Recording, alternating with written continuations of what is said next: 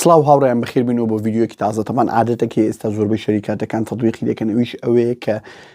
ئەو کاڵەکانیان کە دەفرۆشن بە نرخی دینار بە نرخی بەرامبەر دۆلار بە نرخی بانکی مرکزی دەشکێنەوە بۆ ئەوەی خەڵک تەزیع بیتن، خەڵک بکرێت و شتەکان و هەز بکە هەرزانە بگرە. زۆربەی ئەو شەریکاتانە بە فێڵ ئەو شتە دەکەن بگرێ. ئێستا قازانجیان زۆر زیاترە لەوەی کە پێش دلار بە 120 و 21 و 22 بوو ئەو کارکە بە دۆلار دەیان فرۆش. ئەویش چۆنە فکرەکە ئێستا بۆتان باز دەکەم لە ڤیدیۆ بەس پێشی بۆتان باز دەکەم لایک و سەبسکرایب لەبیر مەکەن و ئەگەر دەزان ڤیدیۆیەکە سوودی هەیە دەتوانن شەریکەن بۆ برادەرەکان بۆی زۆرترین ڤیو زۆرترین ئیسفادە بتوانین بگەینین. طبعاً ئەو نمونەیە لە چێن دەر زۆر بەرچاوە، لە چێن دەر ڕقەمەکەی گەورەیە و ڤالیوەکەی گەورەیە کە ئەویش سیارەیە. بۆ نمونە تۆ دەچی زۆربەی کۆمپانیەکانی ئەوانی وەکالەتی سیارەکانیان لایە لێرە دیعای بۆ دەکەن کە دۆلار بە نرخی بانکی مرکزی وەردەگرن و لە هەمان کاتدا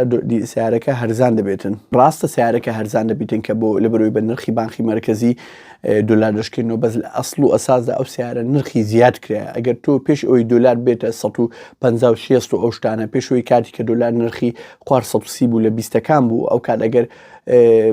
بۆ نمونە سێرڤێت کردی بۆ ئەو سیارە بکریان متابعەت کردی سەردانی شەریکەت کردبی دەبینی سیارەکە نرخێک بوو ئێستا 30 وەرەقە نرخی زیاد کراوە کە هەمان سیارەیە و هەمان جەنەرێشن و هەمان شاسی و هەمان شتە، بەس لەوانەیە مۆدێلێک فەرقی هەبێت تۆزێک تازەتر بێت. طبعاً کە دەچی قسە لەگەڵ جەماعەتی مارکتینگی ئەو شەریکاتانە دەکەی کە بۆ نرخەکانتان زیاد کردێت کە بە ئەسڵ و ئەساسەوە دەڵێن زیادمان نەکردێت کە ڕاست ناکەن، دەڵێن وەڵای لەبەرەوەی مۆدێلی تازە هاتووە مۆدێلی ساڵە. طبعاً ئەم شتیوام نەدیتە مۆدێل بۆ نمونە کۆمپانیایەک سیارەیەک دروست دەکاتن، سیارەکە بە نرخەکی معەن بۆ نمونە بە 20,000 دلار پەخشی کردووە کە بیفرۆشیتن ئەو سیارە ئەتا جەنەرێشنێکی تازە دەرنەسیتن، جەنەرێشنەکە حەزمی گەورەتر دەبی، مواصفاتی زیاتر دەبی، ئەوەی ئەوەتر دەبی، یان شتێکی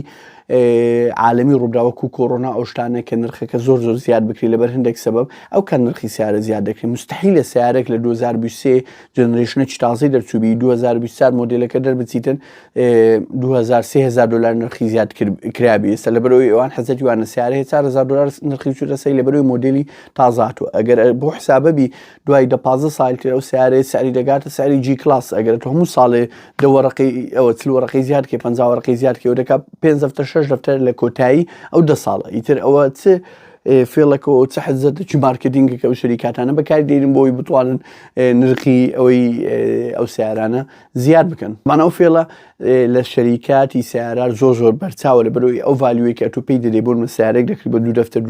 یان 3 دەفتەر کە دۆلار بە نرخی بانکی مرکزی دەشکێن، تۆ سیارەکە نرخی زۆر دەشکێ، بەس تۆ بەبێ ئەوی متابعە بکەی کە پێشتر ئەو نرخانە چۆن بووە. ئەوە زانین وەک وایە وەک بلاک فرایدێ لە زۆربەی وێبسایتەکان کە کاتی بلاک فرایدێە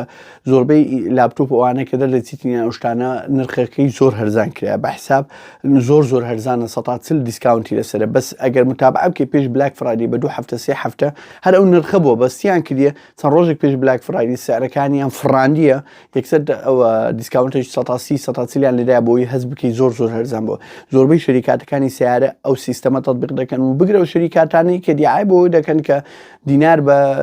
نرخی بانکی مرکزی وەردەگرن. ئەگەر ڕاست دەکەن و ئەگەر هەموو هەدەفتان ئەوەیە بۆی خەڵک ئیسفادە بکاتن و کاڵەکانتان هەرزان بی و زۆرترین ئیسفادە بۆ خەڵک بی، هەل یەکەمەوە نرخی کاڵەکانتان بکەنە دینار لەبەرەوەی دراوی فەرمی لە وڵاتە دینارە دراوی تر نییە. ئیتر نازانم بەس لە وڵاتی مە هەیە کە خەڵک خۆی بە 3 عوملە گرتێ 3 درا و دۆلار و دینار و یۆرۆ نازانم چ لە هەموو دنیاە بڕۆ ئەمن ئەو هەموو شوێنە سەفەرم کردی ئەو هەموو شتە گەڕایمە نەمدیتیە غێری دراوی ینی دراوی فەرمی وڵاتەکە و زایدەن دراوێکی عالەمی ئەو وڵاتە ینی ئەو وڵاتێکە زۆر بەکارێن نییە ئەو هەموو ئەو بچیە دوکانی پارە گۆڕینەوە بە ڕەتڵ هەموو نوع پارێکدانرا و خەڵک تەعامل بە هەمووی دەکاتن و ئەتیادی ئەو شتە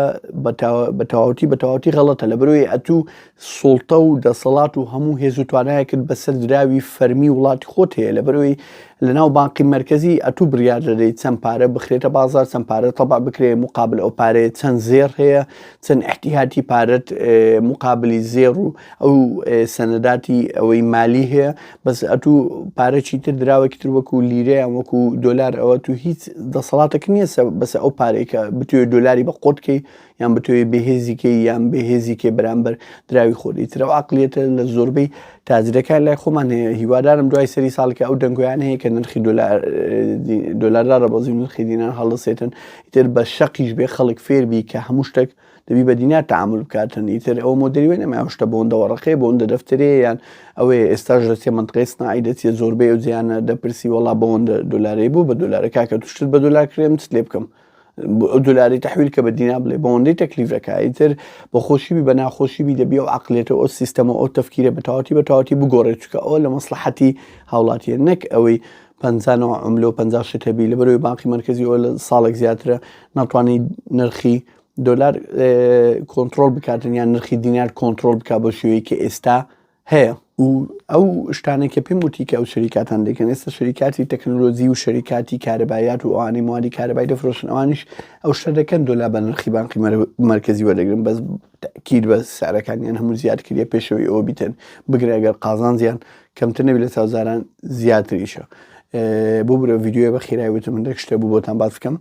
بە هیوای ڤیددیۆی تازە لایک و سبسکرایب لەبیر مەکەن دەست خۆش.